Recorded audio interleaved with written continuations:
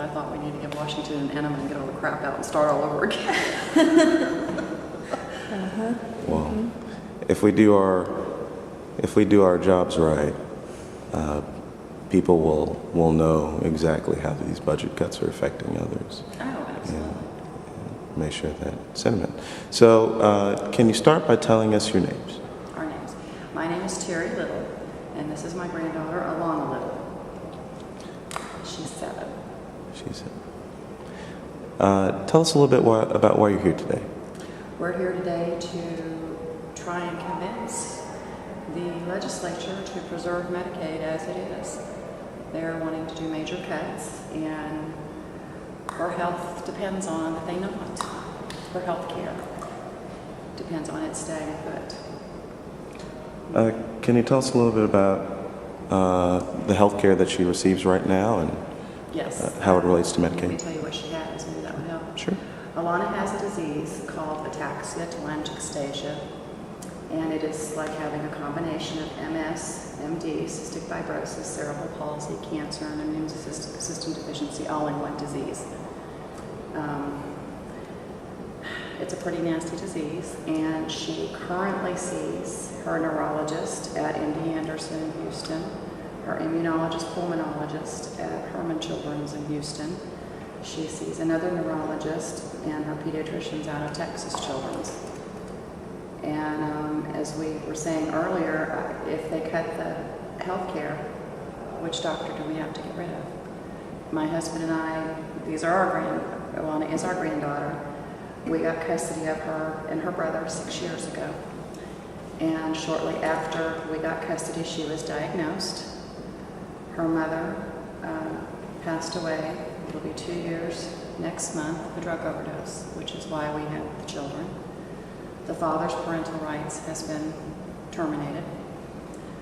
My husband's company will not insure her because she has a pre-existing condition, so she's uninsurable.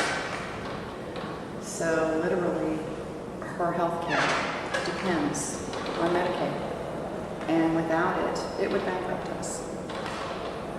So we have a lot coming ahead of us. She had an MRI 2 weeks ago that showed that her cerebellum has basically been destroyed by the disease. We have a lot ahead of us still, and honestly, it scares the hell out of me to think what's going to happen if her Medicaid gets cut. Can you tell us about the services she's receiving right now through Medicaid? Yes. She gets, of course, her pediatrician. She gets her dental care, her eye care. Of course, all drugs are covered. She gets physical therapy, occupational therapy, speech therapy. It's instead of paid for her MRI. She's going in next Monday night to Texas Children's to have a sleep study done to check her sleep patterns and make sure that she's getting enough oxygen when she sleeps. She sees the top-notch doctors. You know, we're very fortunate that we live where we live because we have the systems and the hospitals available and the doctors available to us. We may be looking at IV immunoglobulins if her immune system numbers don't come up, which would mean once a month going in to get immunoglobulins put into her blood to help raise her immune system to keep her healthy. I just can't, like I said, I just can't imagine, and you know, what we would do. I mean, Medicare paid for her wheelchair. It's just incredible, the things that it takes care of for us.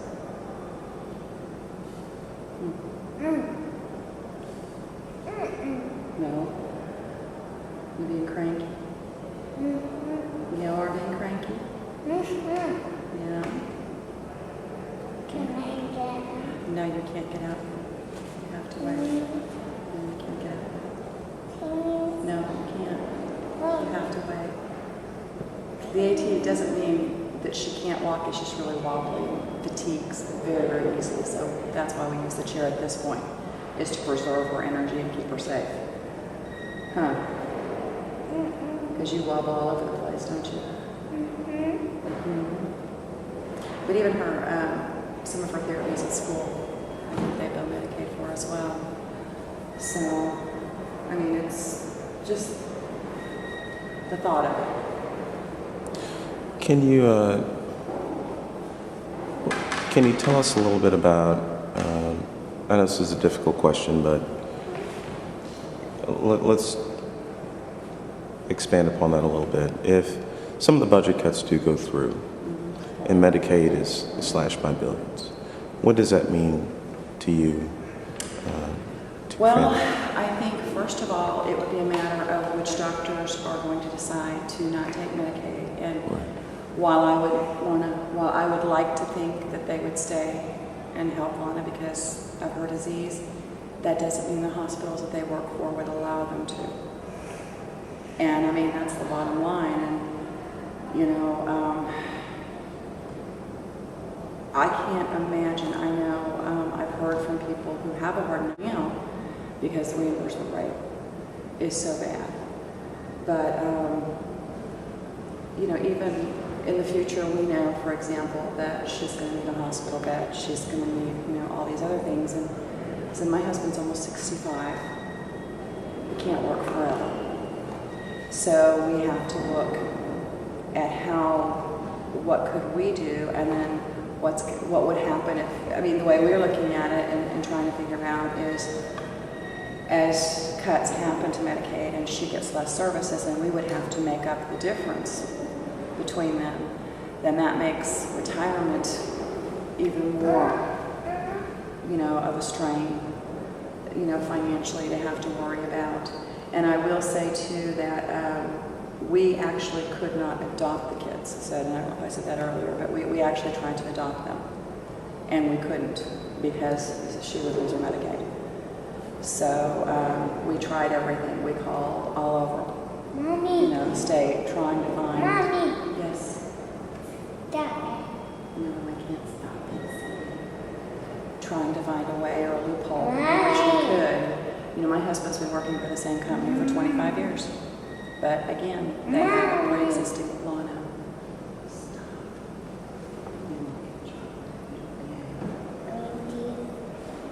No. And it just, like I said, it sickens me, and I don't know what we're going to do, how we're going to do it. You know, there's a lot of things that we have to cover. I mean, she gets a wheelchair, but of course Medicaid doesn't pay for a way to transport that wheelchair. So we are actually in the process of looking at a new vehicle now that we're going to have to buy and equipped with a lift.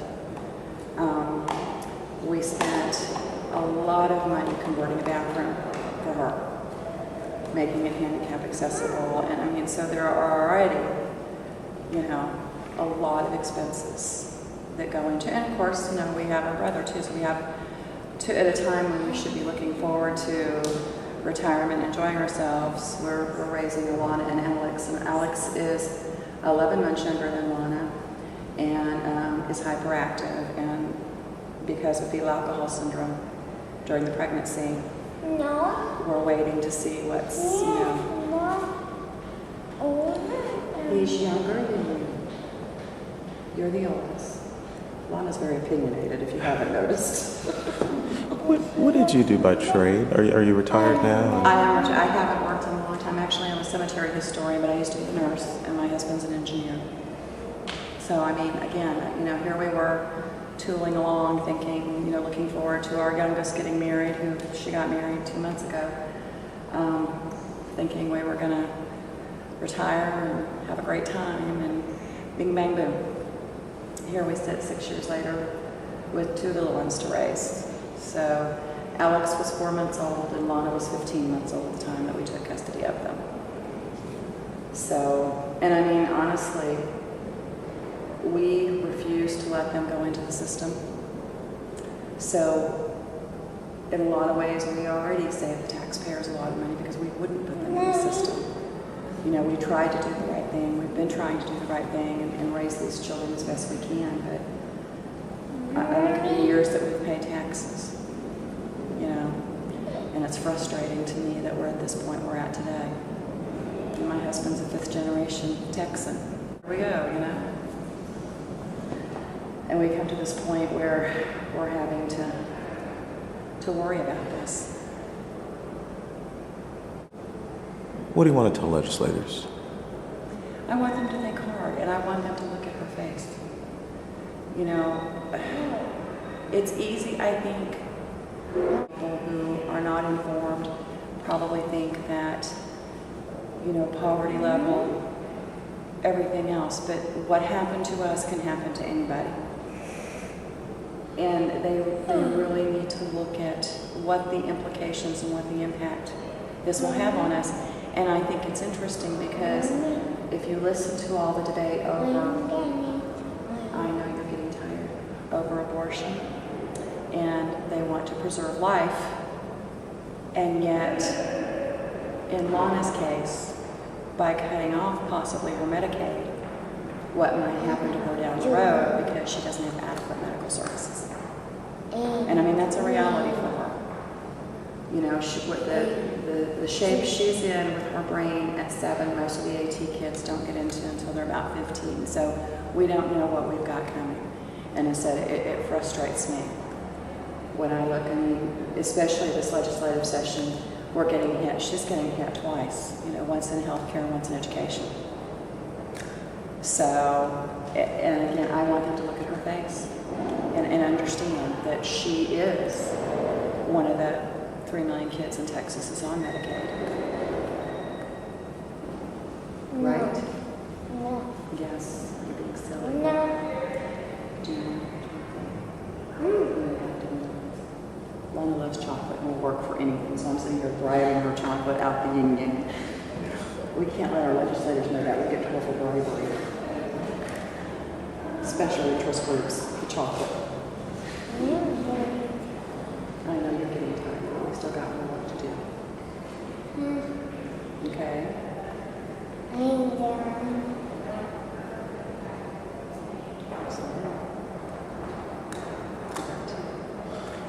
Thank you. Absolutely. This was wonderful.